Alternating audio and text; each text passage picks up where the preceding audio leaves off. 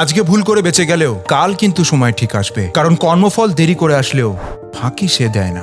আমার এই কথার প্রাসঙ্গিকতা ছোট্ট একটা উদাহরণেই বুঝতে পারবেন। কৃষ্ণের বাবা বাসুদেবের বোনের একমাত্র সন্তানের নাম ছিল শিশুপাল। পারিবারিক দিক থেকে দেখতে গেলে শিশুপাল হলো কৃষ্ণের ভাই। এক অদ্ভুত রূপ নিয়ে সেই পৃথিবীতে জন্ম নেয়, যার 3টে চোখ আর 4টে হাত ছিল। জন্মসূত্রে তার ভাগ্য নির্ধারণ হয় যে শিশুপাল যার কোলে মাথা রাখার পরে তার অতিরিক্ত চোখ আর হাত মিলিয়ে যাবে, সেই হবে তার মৃত্যুর কারণ। এইভাবে সকলকে দেখার পরে শিশুপাল যখন কৃষ্ণের কোলে মাথা রাখে, তখন তার অতিরিক্ত চোখ আর হাত মিলিয়ে যায় আর সে স্বাভাবিক হয়ে যায়। আর তখনই নির্ধারিত হয় ভগবান শ্রীকৃষ্ণের হাতেই শিশুপালের মৃত্যু। শিশুপালের মা স্বয়ং শ্রীকৃষ্ণের কাছে এসে তার ছেলের মৃত্যু ভিক্ষা চেয়ে বলে, শিশুপাল তো তোর ভাইয়ের মতো, তুই কি করে নিজের ভাইকে মারতে পারিস? তার প্রত্যুত্তরে কৃষ্ণ বলে, ঠিক আছে, আমি শিশুপালকে 100 বার ভুল করার সুযোগ দেব, কিন্তু 101 নম্বর ভুলেই তাকে মেরে দেব।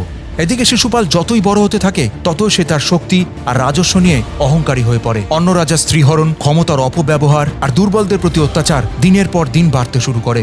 শুরু থেকে শিশুপাল কিন্তু শ্রীকৃষ্ণকে তার নিজের প্রতিদ্বন্দ্বী ভেবে এসেছে, কারণ শ্রীকৃষ্ণের জনপ্রিয়তা তার থেকে অনেক বেশি ছিল। শিশুপাল যেখানে কৃষ্ণকে দেখতেন সেখানেই তাকে অপমান করতেন। একদিন যুধিষ্ঠির রাজস্বীয় যজ্ঞে ভগবান শ্রীকৃষ্ণকে অগ্রপূজা দেওয়ার প্রস্তাব দেন এবং অত্যন্ত আনন্দের সঙ্গে ভগবান শ্রীকৃষ্ণকে এই সম্মান দেওয়া হয়। কিন্তু শিশুপাল এই সিদ্ধান্তে ভীষণভাবে রেগে যান, আর শিশুপাল সেই ভরা সভাতে দাঁড়িয়ে ভগবান শ্রীকৃষ্ণকে অনবরত অপমান আর গালাগাল করতেই থাকে। আর এদিকে শ্রীকৃষ্ণ তার দেওয়া কথা অনুযায়ী মুখ বন্ধ করে সমস্ত রকম অপমান সহ্য করে যায় আর বলে, শিশুপাল, এই নিয়ে তুমি 100তম অপরাধ করে ফেলেছ, আমি ক্ষমা করেছি, কিন্তু এইবার তুমি আর একটা অপমানের শব্দ উচ্চারণ করবে, আমি কিন্তু তোমায় আর ক্ষমা করব না। শ্রীকৃষ্ণের কথা তোয়াক্কা না করে শিশুপাল যখন আরো একটা অপমানের শব্দ উচ্চারণ করে, সেই মুহূর্তে শ্রীকৃষ্ণ সুদর্শন চক্র দিয়ে তার মাথা শরীর থেকে বিচ্ছিন্ন করে দেয়। ইতিহাস সাক্ষী আছে, অহংকার যত বড়ই হোক না কেন, কর্মফল তার থেকে কয়েক গুণ বড় হয়, কারণ ক্ষমাশীল মানুষও একসময় সীমা অতিক্রম করলে শাস্তি দিতে বাধ্য হয়।